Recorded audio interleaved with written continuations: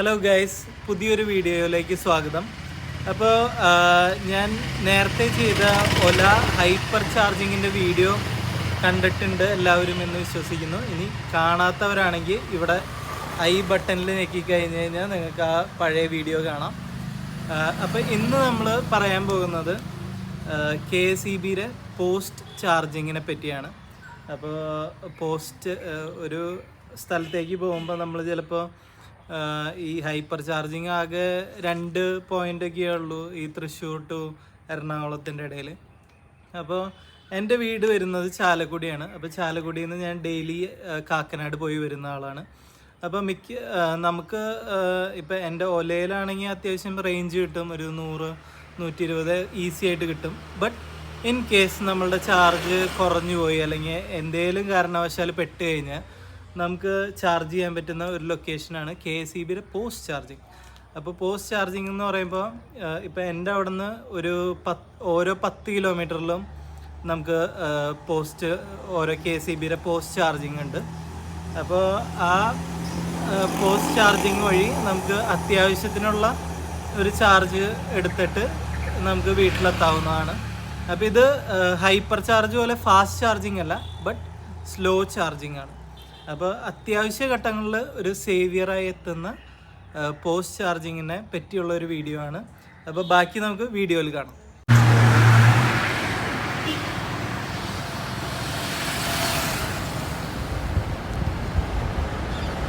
ഇതാണ് ഇപ്പോൾ നമ്മുടെ സോക്കറ്റ് വരുന്നത്.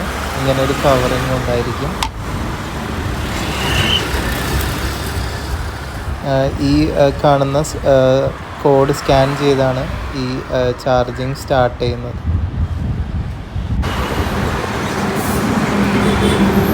ഇപ്പം എൻ്റെ വണ്ടി ചാർജിങ്ങിലാണ്. നമ്മൾ പോസ്റ്റിലോട്ട് നമ്മളുടെ അഡാപ്റ്റർ വെച്ച് കണക്ട് ചെയ്തിരിക്കുകയാണ്. ആ ഗ്രീൻ റണ്ണിങ് ലൈറ്റ് എന്ന് വെച്ച് കഴിഞ്ഞാൽ ചാർജിങ് ഓണാണ്, ചാർജ് ചെയ്തുകൊണ്ടിരിക്കുകയാണ്. ഇതിൽ കുത്താൻ വേണ്ടി ഒരു അഡാപ്റ്റർ ഞാൻ യൂസ് ചെയ്തിട്ടുണ്ട്.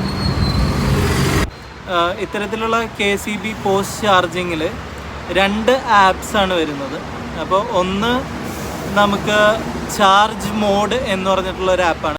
പ്ലേ സ്റ്റോറിലും നമ്മുടെ ആപ്പ് സ്റ്റോറിലും അവൈലബിൾ ആണ്.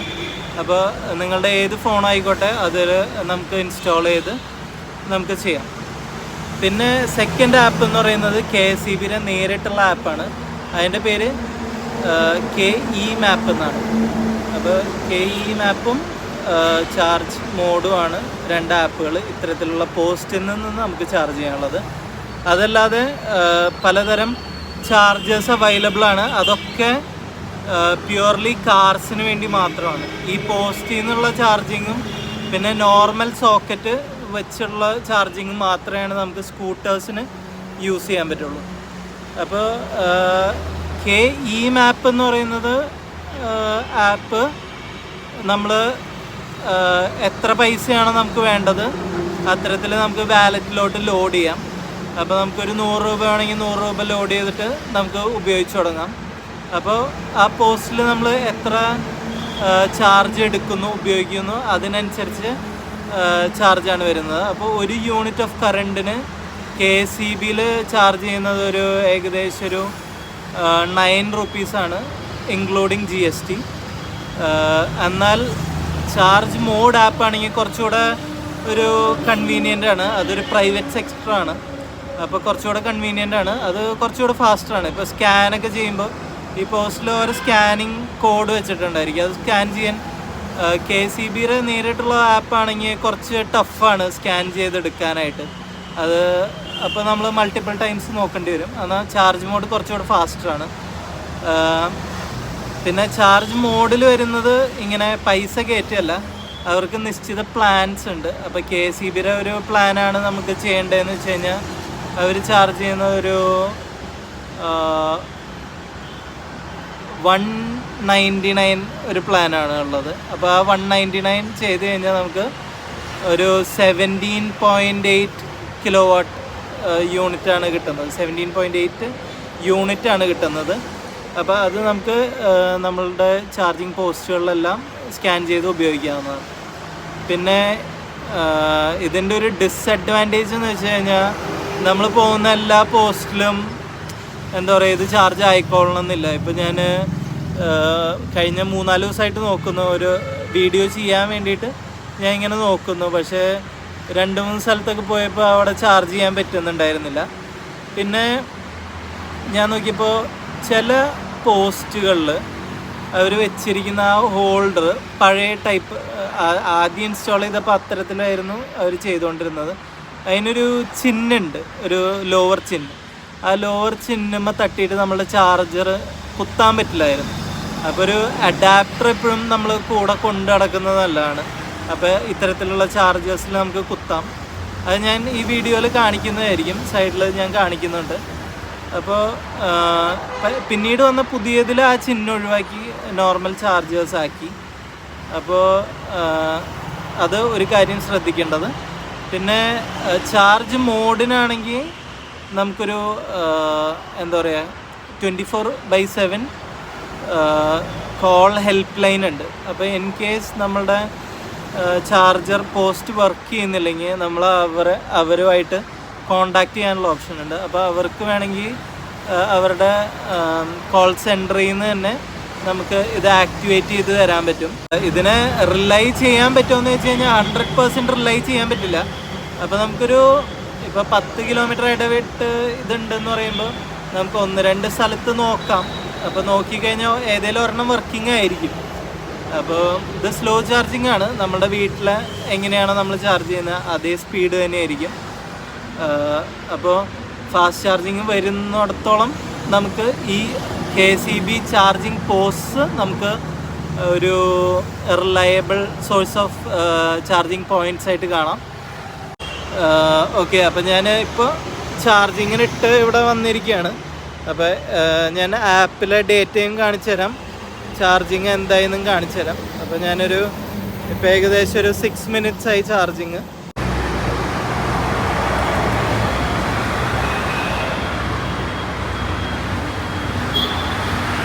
അപ്പോൾ നമ്മളുടെ ഏകദേശം ഒരു 61% ആയിട്ടുണ്ട്. ഞാനൊരു 58%-ലാണ് ഇട്ടുണ്ടായിരുന്നത്. അപ്പോൾ 2% ഏകദേശം ഒരു 6 minutes ചാർജ് ആയിട്ടുണ്ട്. പിന്നെ ഇത് കൂടാതെ വേറൊരു ഡിസഡ്വാൻറ്റേജ് എന്ന് വെച്ച് കഴിഞ്ഞാൽ നമുക്ക് ഈ ഇത്തരത്തിലുള്ള പോസ്റ്റുകൾ കണ്ടുപിടിക്കാൻ ഇച്ചിരി പാടാണ്. അത് നമ്മൾ മാപ്പിട്ട് KCBയുടെ ആണെങ്കിലും ആപ്പിലാണെങ്കിലും ചാർജിങ് മോഡിലാണെങ്കിലും ആപ്പിൽ നമുക്ക് സെലക്ട് ചെയ്യാൻ പറ്റും എവിടേക്ക് ചാർജേഴ്സ് ഉള്ള, അത് ക്ലിക്ക് ചെയ്ത് നമുക്ക് വേണമെങ്കിൽ ചാർജ് ചെയ്യാം. അപ്പോൾ ഇങ്ങനെ ചാർജ് ചെയ്യുമ്പോൾ നമുക്ക് ഒരു അപ്പോൾ അത്തരത്തിൽ മാപ്പിട്ട് വന്നാൽ മാത്രമേ ഈ ചാർജിങ് പോയിൻറ്റ്സ് കണ്ടുപിടിക്കാൻ പറ്റുള്ളൂ. അല്ലെങ്കിൽ ഭയങ്കര ടഫാണ്. അവിടെ ഇവിടെയൊക്കെ ആയിട്ട് ഇടയിലൊക്കെയാണ് വെച്ചിരിക്കുന്നത്. പിന്നെ പ്രോപ്പർലി ഒരു സൈൻ ബോർഡൊന്നുമില്ല.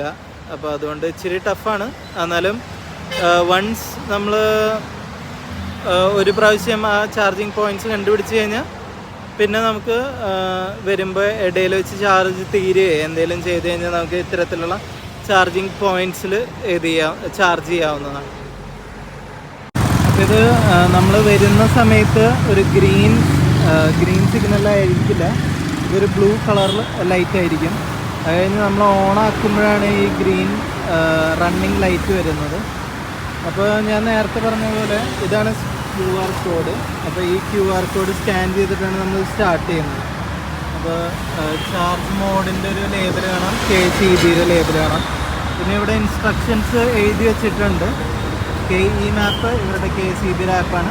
ചാർജ് മോഡ് നമുക്ക് നേരത്തെ പറഞ്ഞ പോലെ ഇവിടെ കൊടുത്തിട്ടുണ്ട്.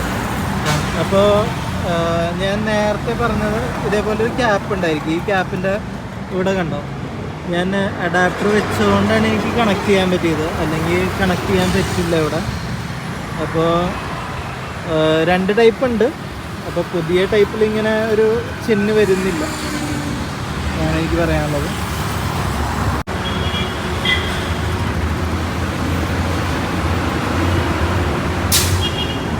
ചാർജിങ് പോയിന്റ് വരുന്നത് ആലുവയിലുള്ള റോയൽ എൻഫീൽഡിൻ്റെ ഓപ്പോസിറ്റ് ആയിട്ടാണ്.